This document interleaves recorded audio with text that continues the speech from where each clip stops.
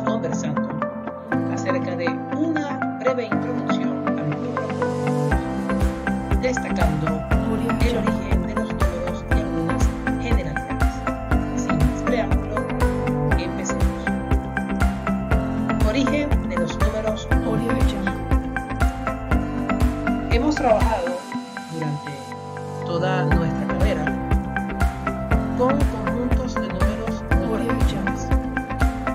Empezamos con los números naturales, luego fuimos avanzando con los números enteros, después estudiamos los racionales y los irracionales, hasta completar nuestro estudio con los números reales.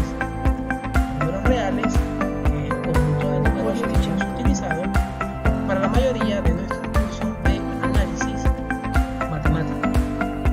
Ahora bien, nos preguntamos por qué surge la idea o por qué se crea o por qué se creó un nuevo conjunto de números llamado números complejos. ¿De dónde viene eso? ¿Por qué son llamados complejos?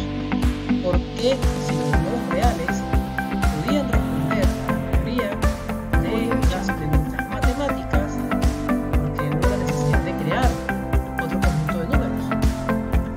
Veamos lo siguiente para entender esta interrogación. Consideremos una ecuación cuadrática x cuadrado igual a mx más b. Esto es archiconocido para nosotros. Representa la intersección de recta y igual a mx más b con la parábola y igual a x cuadrado. Fíjense que resolvemos el sistema de ecuaciones dado por estas dos expresiones a través del método de igualación y obtenemos esta expresión. Algo muy tonto para nosotros, ¿verdad? Bien, seguimos. Fíjense lo que les estoy diciendo. Tenemos la parábola acá, y igual a x cuadrado, y tenemos una recta de la forma y igual a mx más b, donde m era la pendiente y b es el punto de corte con el eje de las ordenadas. La recta puede cortar a la parábola en dos puntos, puede cortarla en un punto, supongamos que sea tangente, o pudiese no cortarla. Entonces nosotros decíamos, ¿ok?, que aplicando esta fórmula que está acá, decíamos, bueno, si tiene dos soluciones esta expresión radical que está acá, pues teníamos dos soluciones, dos expresiones, dos raíces. Si tenía una solución única, entonces decíamos que la cosa era un punto tangente, pero si tenía una solución que llamábamos en ese momento imaginaria sin saber por qué, decíamos que no habían puntos en común. ¿Okay? Eso es un repaso muy rápido de lo que nosotros llamábamos hace muchos cursos de cálculo atrás la resolvente. Bien, y acá lo que les comentaba hace rato, ¿qué sucede si la expresión que está dentro del radical de la diapositiva anterior es menor que 0? Bueno, uno decía no hay punto de intersección y ya. ¿Okay? El análisis terminaba allí. Pero ese no es un problema real, un problema en donde yo diga, bueno, gracias a este problema matemático fue que surgieron los números complejos. No. ¿Y por qué les hago esta acotación? Porque cuando uno está por allí investigando, divagando, leyendo muchas cosas, aparece, no, que los números complejos han aparecido porque son la solución de una ecuación en donde el término del radical de índice par es negativo. Falso. Fíjense lo siguiente, el problema real es que la intersección, o el problema que hay entre esta pequeña curva que está acá, y igual a x cubo, y la recta y igual a px más q, siempre tiene solución. Y eso es un problema, ya vas a ver por qué. Este problema que está aquí, que es la intersección en verde de y igual a x cubo, con una recta de la forma px más b, donde p es la pendiente y q es el punto de corte con el eje de las ordenadas, siempre tiene solución. Ah, bueno, chéverísimo. Esto siempre tiene solución. Ok, entonces los matemáticos del Ferro, hace muchos años, y Tartaglia, hace muchos años también, seguidos por un matemático de apellido Cardano, años después que ellos, demostraron que resolver el sistema anterior tiene esta solución. Una ecuación que me permite tener a mí entonces la coordenada en X de la solución de la intersección entre y igual a x cubo y la recta y igual a px más q. Bien, 30 años después, un ingeniero italiano de apellido Bombelli consideró resolver con esta ecuación que nos dieron los matemáticos Cardano del Ferro y Tartaglia el siguiente problema: x cubo igual a 15x más 4. Y fíjense lo que sucedió. Aplicando la ecuación, ¿ok?, le dio como resultado una raíz negativa. ¿Lo ven?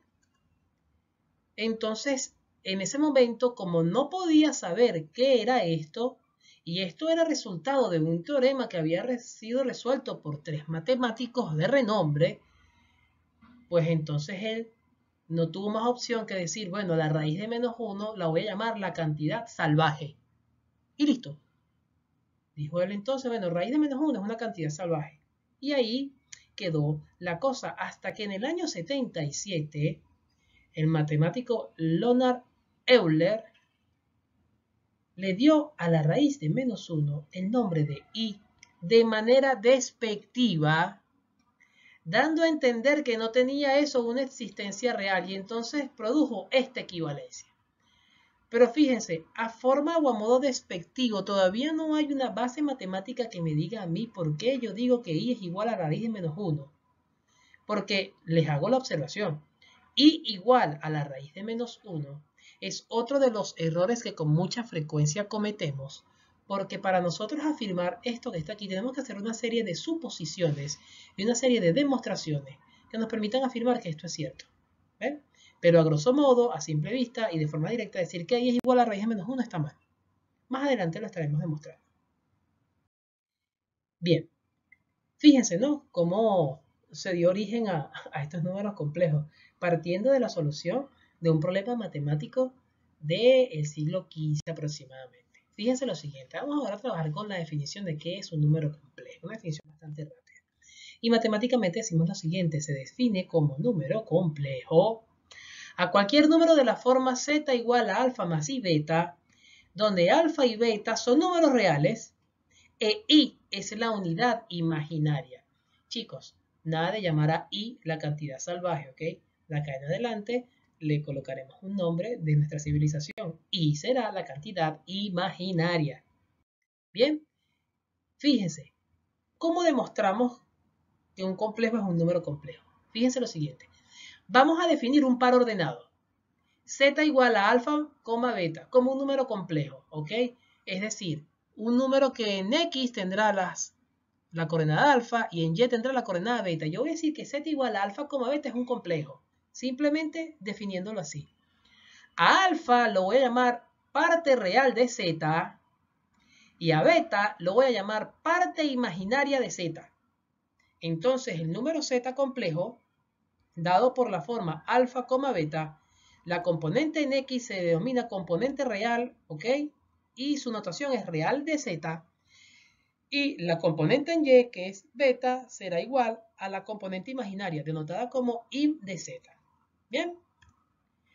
Definiremos entonces las siguientes operaciones. Yo voy a sumar dos números complejos de la siguiente forma y voy a multiplicar dos números complejos de la siguiente forma. Estoy definiendo cómo es la suma y cómo es la multiplicación de dos números complejos, uno de componente alfa, beta, uno de componente c, d. Bien, recordemos, alfa, beta, c y d son números reales cualesquiera. Bien, defino estas dos operaciones. Al definir estas dos operaciones, digo lo siguiente: si el número complejo Z1 es igual a alfa, 0 y el número complejo Z2 es igual a X, 0, es decir, un número cuya componente real es alfa y otro número cuya componente real es X, entonces, bueno, los voy a sumar siguiendo las reglas definidas anteriormente. Bueno, Z1 más Z2, siguiendo esta regla que está acá, será entonces este número real que está acá, este número complejo, perdón, y al multiplicar Z1 por Z2 siguiendo esta regla que está aquí arriba, tenemos que el producto es el siguiente. Como podemos ver, tenemos un número que no tiene componente imaginaria, otro número que no tiene componente imaginaria. Su suma es un número que no tiene componente imaginaria. Su multiplicación es un número que no tiene componente imaginaria. sospechoso, ¿verdad? Sigamos. Al par ordenado que tiene la forma anteriormente descrita, es decir, que tiene componente real y no tiene componente imaginaria, se le denomina real puro. ¿Ok? Y esos números reales puros, uno dice que son de la forma z igual a alfa, 0. Y para abreviarlos, uno simplemente dice que es igual al valor de su componente real. Es una notación. Por ende, siguiendo una analogía con lo anteriormente explicado, vamos ahora a definir el par ordenado 0, 1. Y ese par ordenado en donde la coordenada en X es igual a 0 y la coordenada en Y es igual a 1, lo llamaremos Y. Y vamos a plantear entonces beta por I, donde beta, si vamos a esta función, a esta definición que está acá, beta es igual a un número real puro de coordenadas beta 0. Y este será el par ordenado que hemos definido como I, 0, 1. Y hacemos entonces a través de las reglas de multiplicación la multiplicación correspondiente. ¿Ok? Fíjense lo siguiente, beta por I queda como el número 0 beta. El número alfa, beta es lo mismo que yo expreso el número alfa, 0 más 0, beta. Y como beta por I es igual a 0 beta y alfa por 0 es igual a alfa, entonces el número complejo alfa, beta no es más que la suma de un número complejo, ¿ok? De la forma alfa, 0, que dijimos que era un real puro, más un número 0, beta, que no lo he dicho, pero lo digo acá, esto se le dice imaginario puro, y al aplicar las reglas de la suma, obtenemos entonces que la forma alfa más beta i, que hemos definido como la forma de un número complejo, donde alfa y beta son números reales, pues queda demostrado que es un número complejo. Acotaciones e observaciones de interés. Decir que un número complejo alfa, beta, ¿ok? Dado de esta forma, se le dice forma de par ordenado, donde alfa y beta son números reales, alfa componente real, beta componente imaginario. Y esta forma que acabamos de obtener en la demostración es la forma binómica. También alfa más beta i, donde alfa es componente real, beta es componente imaginario y es igual a la unidad imaginaria. Bien. Ahora, fíjense lo siguiente. Si por definición decimos que 0,1 es igual a i, es decir, el número imaginario puro 0,1 es el número i, entonces i cuadrado será igual a i por i, que es lo mismo que decir 0,1 por 0,1. Y si aplico las reglas de multiplicación para números complejos dados en forma de par ordenado, obtengo el resultado menos 1,0.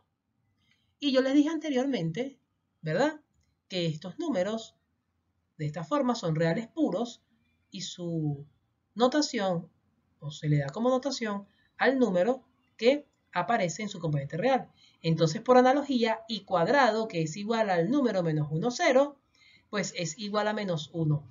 Y después de todos esos 8 minutos que tengo yo hablándoles, es que podemos afirmar que i es igual a raíz de menos 1.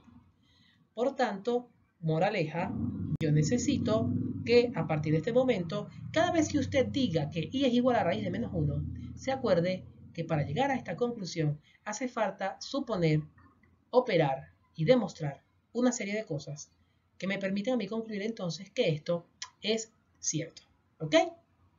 Sigamos entonces. Observación número 1, para resumir lo que anteriormente he expuesto. La unidad imaginaria está definida por la propiedad i cuadrado igual a menos 1. El número real alfa en el complejo z igual a alfa más i beta se denomina parte real de z y se denota como real z.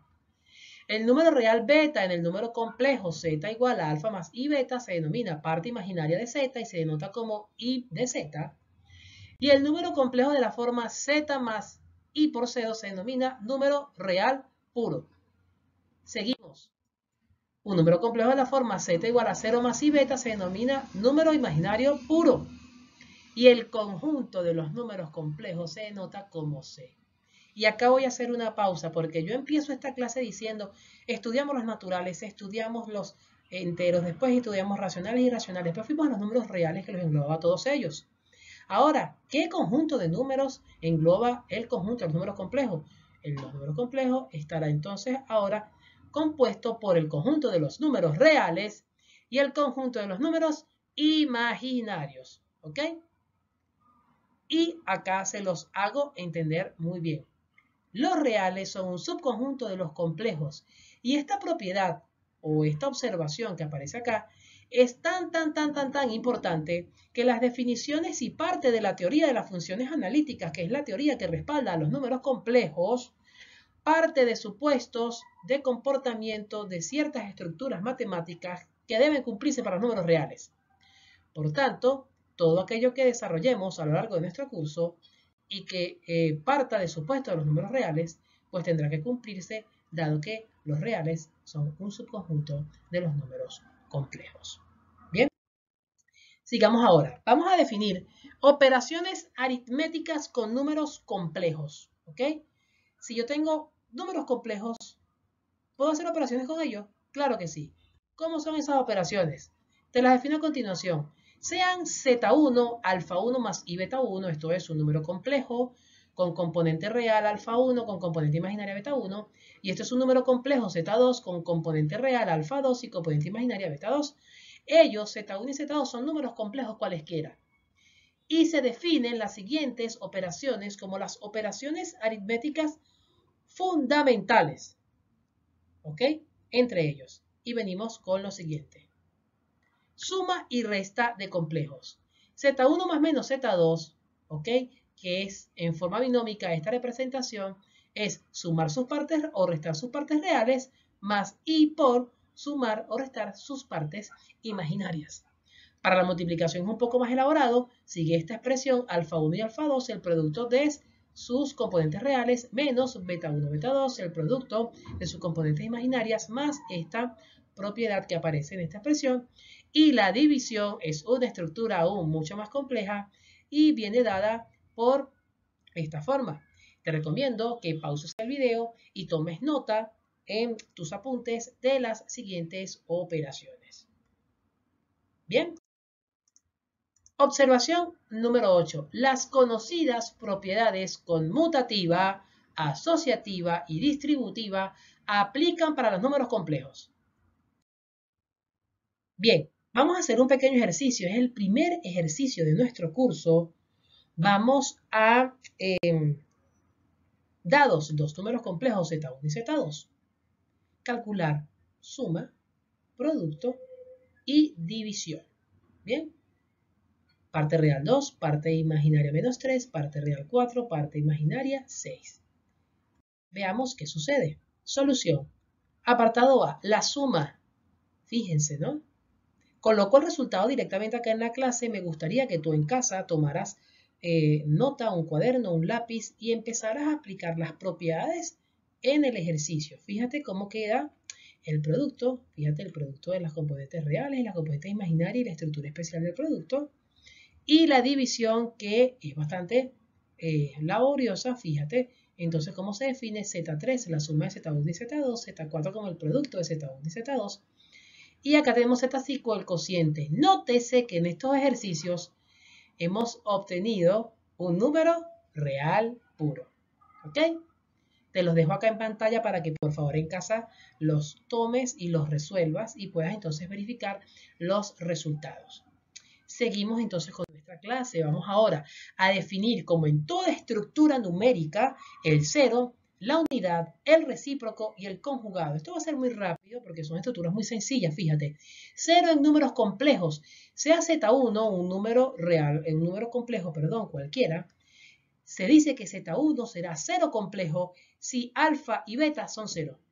Es decir, su componente real 0, su componente imaginaria 0, nosotros entonces automáticamente definimos a Z como un número 0 complejo. Seguimos, la unidad de números complejos. Tengo el mismo complejo habitual, Z1 igual a alfa 1 más I beta 1. Recordemos, alfa 1 y beta 1 números reales. Z1 será un 1 complejo si la parte real es igual a 1 y la parte imaginaria es igual a 0. Definición 5, recíproco de un número complejo. El recíproco de un número complejo dado de la forma z igual a alfa más i beta es un número complejo de la forma 1 entre z igual a 1 entre alfa más y beta. Para definir entonces el recíproco de complejos, estaremos en la necesidad de aplicar la división que hemos visto anteriormente. Bien, y ahora el conjugado de un complejo. Si yo tengo un complejo de la forma z igual a alfa más y beta, entonces el complejo de ese, el conjugado de ese número complejo denotado como z barra es un número complejo de la forma z barra igual a alfa menos y beta. Esto del conjugado es algo muy importante, no es simplemente una propiedad. Hay una serie de estructuras algebraicas y de funciones analíticas que parten de la definición de un conjugado complejo. Así que no solamente tomes nota de ella, sino que tenla presente porque más adelante la vamos a estar utilizando en algunos teoremas y ejercicios. Bien, vamos a practicar eso. Vamos a determinar el recíproco para el complejo z igual a 2 menos 3i. Fíjate, ya había dicho que el recíproco sería entonces esta estructura y aplicando la propiedad de división de números complejos, en donde este número sería un real puro, pues tenemos la estructura del recíproco de nuestro complejo z. De igual forma, te aconsejo que tomes nota del ejercicio y trates de hacerlo en tu cuaderno. Bien, vamos ahora a ver algo que tiene que ver con un concepto, bueno, digamos, un poco intuitivo es la palabra. Porque yo te he dicho, parte real va en el eje X, parte imaginaria va en el eje Y, pero ¿por qué estoy trabajando en el plano cartesiano, Dios? Si esto es el conjunto de los números complejos. Pues fíjate, está la definición de plano complejo. El plano complejo, o llamado también plano de Argand, es una forma de representar gráficamente a los números complejos. Y hacemos la analogía con el sistema de coordenadas cartesiano. ¿Cómo es esa analogía? En el eje de las X vas a colocar las componentes reales del número complejo y en el eje de las Y vas a colocar las componentes imaginarias de dicho número. Entonces puedes tener dos formas de representación de un número complejo. Como un punto en donde tú me puedes decir el punto de coordenadas XY, en donde X es real de Z y Y es igual a im de Z, o una representación en forma vectorial, en donde puedo graficar el punto y al unir ese punto con el origen del sistema obtendría un vector. Gráficamente, ¿cómo se ve esto? Fíjate, acá tengo el número Z de componente real X y componente imaginaria Y lo he graficado como un punto en el plano de Argand en donde la componente en X es real de Z y la componente Y es imaginario de Z. O también tengo la representación en forma vectorial en donde coloco el punto, componente real en X, componente imaginaria en Y al unir el origen con ese punto obtengo la representación vectorial del complejo. En conclusión, yo puedo graficar en el plano de Argand, haciendo una analogía con R2, un número complejo en una forma de punto o una forma de vector. Y esto tiene que quedar muy claro, chicos, porque vamos a utilizar el plano de Argand con mucha frecuencia y en la clase siguiente lo necesitaremos para trabajar en otros sistemas de coordenadas. Bien, para finalizar esta clase vamos a discutir los conceptos de módulo y distancia de números complejos. Fíjate que el concepto de módulo es algo que tiene que ver con valor y de distancia también tiene que ver con valor. ¿Cómo serían esas relaciones de valor en el conjunto de los números complejos? Pues tenemos definición 8, módulo de un número complejo. Si mi complejo de la forma alfa más y beta, su módulo, denotado como valor absoluto de z, es el número dado por esta expresión en donde alfa y beta son componentes real e imaginaria respectivamente. Y en la definición 9, distancia entre dos números complejos. Si tengo dos complejos cualesquiera definidos de forma binómica, su distancia se define como la siguiente expresión. Y para esta forma vamos a utilizar el plano de Argand y vamos a hacer una pequeña demostración. Vamos a definir los pares ordenados Z1 y Z2, ¿ok? Donde A1 y B1 son componente real e imaginaria del complejo Z1 y A2, B2 serán componente real e imaginaria del complejo Z2. Ellos son dos números complejos cualesquiera y lo vamos a graficar en un plano complejo como corresponde. Acá está Z1, componentes A1, B1, Z2, componentes A2 y B2. fíjate que acá la proyección en X de este vector sería un delta de los reales, es decir, la componente real del complejo A2 menos la componente real del complejo A1. Y de forma análoga pasa para la altura. Y si esa distancia, ¿ok? Esta distancia D, para definirla, partiendo de las definiciones de delta de real y delta de imaginario, que son estas diferencias como les he comentado, entonces aplico el teorema de Pitágoras. Esto es una cuenta archiconocida para nosotros. Y puedo entonces, partiendo del teorema de Pitágoras, demostrar que, utilizando el plano de Argand, la distancia entre dos números complejos pues viene dada por esta expresión. Pongamos eso en práctica, somos ingenieros, necesitamos un poco de números, pero antes de eso quiero dejarte aquí en la observación 9 una desigualdad que es muy importante en teoría de funciones analíticas, que se llama la desigualdad de triángulo. Tenla por allí presente también. No la voy a demostrar, pero más adelante la vamos a utilizar. Y vamos a resolver entonces nuestro último ejercicio del día de hoy. Vamos a determinar el módulo del complejo Z igual a 2 menos 3i. Habíamos dicho que era simplemente elevar al cuadrado su componente real, elevar al cuadrado su componente imaginaria, y entonces decir que el módulo de ese complejo es igual a raíz de 13.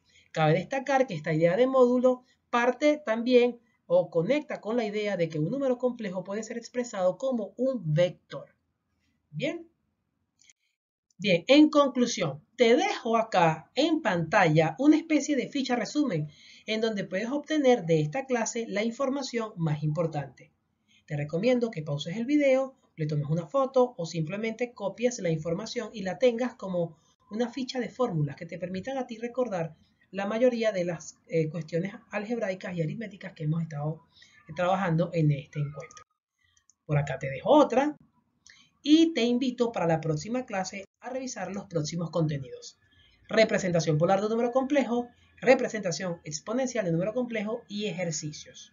Siempre estaremos haciendo ejercicios para poner en práctica todo lo que te estoy diciendo y todo lo que te estoy explicando y todo lo que te estoy demostrando. Bien, bueno muchachos, eso ha sido todo por el día de hoy. Siempre termino mis clases recordándoles lo siguiente. Si tienes muchas dudas, puedes acudir a los canales de comunicación respectivos, puedes ir al grupo de WhatsApp y hacer tu consulta allí. Pero si quieres más material, si quieres más ejercicios resueltos, si quieres más teoría, si quieres profundizar más en el tema, ahí tienes la dirección de mi site y allí puedes encontrar un material muchísimo más profundo en donde podrás entonces tener más ejercicios, más teoría y estudiar mucho más. Esto ha sido todo por este encuentro y hasta una nueva oportunidad. Un abrazo para todos, cuídense, hasta luego.